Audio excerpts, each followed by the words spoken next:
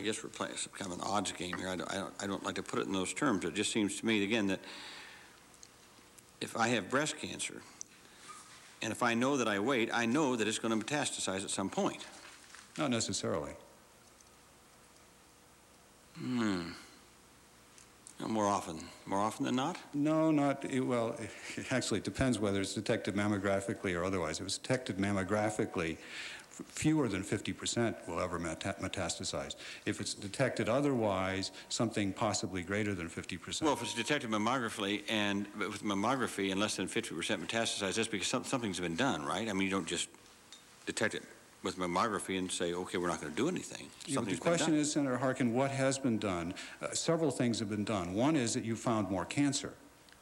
And some of the cancer that you found may be incredibly important to find. I'm not saying that mammography is not good. It may be incredibly important to find. But some of what you find is not important to have found. The problem is, of course, we can't distinguish which. Well, again, okay. I know what you're saying you'd advise when you'd tell them all the odds and let them make up their own mind. Yes.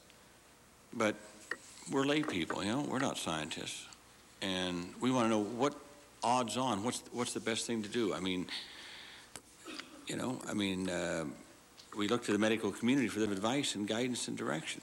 And what I'm hearing from most of the medical people I talked to yesterday was that, as I said in my opening statement, was that mammography is not the sole thing, but in consonance with other things, it is a useful tool for early detection. And the earlier detected, the better your prognosis is going to be. If a woman says, okay, you've told me all this stuff and it doesn't make any sense to me, just tell me whether to get a mammogram. And she said it to a doctor who has her best interests at heart, and the doctor says, I think you should get a mammogram, and she does, that's fine. I very much encourage that. But I want that woman to be exposed to, if she wants, all of the information that she can digest. Thank you very much, Dr. Berry. Dr. Berry, are you... do you counsel patients at all? No, I do not. Your training is a PhD in biostatistics. That is correct. And you're being asked questions really that center on a doctor-patient relationship, and you're answering it from a statistical data in your analysis of those. That's why I put it in terms of my family, and my family listens to me. I think just always. For the audience, it is very important, because if you hear a biostatistician looking at statistics and looking at both lead time bias in your explanation, which is very clear, and in your presentation and in your writing, I think we need to be very careful in posing hypothetical questions to you who, if you just listen, you might say, well, here's a clinician that says he doesn't really, in terms of counseling patients, should you get a mammogram or not? And really, you shouldn't be in that position in terms of clinical advice to a particular patient. And that's really what you're saying. You're saying take the information. That is absolutely correct. With that, if someone comes to a clinician and a clinician calls you on the phone, you basically tell the clinician what you've written here. Once again, you're not going to say whether or not that patient should get a mammogram or not. Would you ever feel comfortable being in a position of answering whether or not someone should get a mammogram based on the data out there? Again, recognize you're not a clinician. As a patient or as a woman who comes to you, or a man, that question is, should I get a mammogram? Are you comfortable advising them or counseling them at all, even given what you know? If somebody were to come to me and say, I'm putting myself in your hands, you are to decide whether I get a mammogram. That's correct. I would run away. Yeah. And I think that's right. I think that's the correct answer. Not for you.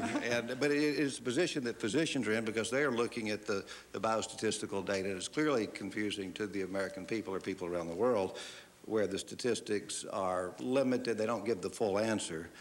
And in your written statement, you do make the statement, when it comes to inferring the benefits of screening, clinical observation is fundamentally subject to flawed interpretation. The implication to that, to me, is that one should not rely on clinical observation.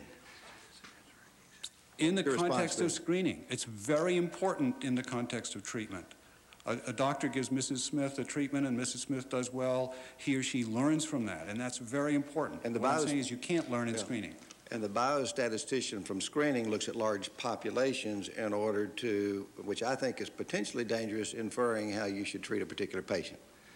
And that's the implication in your testimony, in your written testimony. And I think that, to me, it's very dangerous as a physician to make that inference. It just comes because what people are doing, they're listening to you, interpretation of biostatistics, and they're taking it down to what you should advise an individual woman, and I think that's dangerous. And as a clinician, and I just wonder I ask your response to help me understand that. And I think that's what Senator Harkin's struggling with as well. And in his hypothetical question, you answered it, and I don't think you answered it appropriately, but I don't think it leaves the correct image of what we really need to answer, and that is an individual woman coming in, should you get a mammogram or not?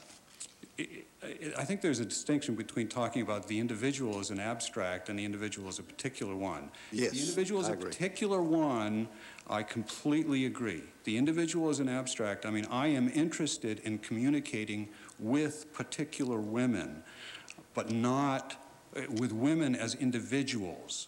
These are not policy statements that I'm interested in. Other members of the PDQ may differ from that.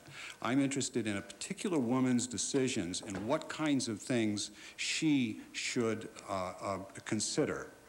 When it comes to an individual, Jane Smith, that's a whole different story. Yeah, and I think that's really important for us to understand in the hearings. We'll hear the advocates will be really talking about individuals, I think. But as we look at biostatistics, it's confusing to me as a clinician because I'm in the business of looking at whether it's transplantation or large populations to infer down to the patient. And when I read what you said, but when it comes to inferring the benefits of screening, which again, you qualified again, it's screening, clinical observation is fundamentally flawed or subject to flawed interpretation. That's right. And I didn't pick it up either. That's the benefits of mass screening. But when it comes to an individual patient, which is what both patients want and what physicians want, it may not be flawed. Clinical observation may not be flawed because it really does very much determine what goes on with that particular patient, as you said, in that situation. Yeah, I don't want to belabor this, but again, for the broad audience here, I think we have to be very careful in taking biostatistics and saying that basically the observations which are applied to a screening and a statement on policy of screening, when it comes to the individual patient, may not apply. Correct me, just... I agree. Okay. I'll stop. Sure. We have Dr. Harmon Iyer.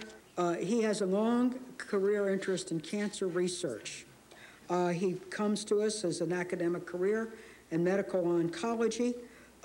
He has degrees from Utah, Hopkins. He's been recognized from the American College of Surgeons, and we really welcome him to present the views of the American Cancer Society. Good afternoon, Madam Chairwoman and distinguished members. As Chief Medical Officer of the American Cancer Society, I'm honored to be here today and want to thank you for the opportunity to testify about the strong science supporting the value of mammography in saving lives. The American Cancer Society is the largest community-based health organization dedicated to preventing cancer, saving lives from cancer, and diminishing suffering from cancer. We have established very ambitious goals for the year 2015 to reduce the incidence and death rates of cancer, as well as improve the quality of life of cancer patients.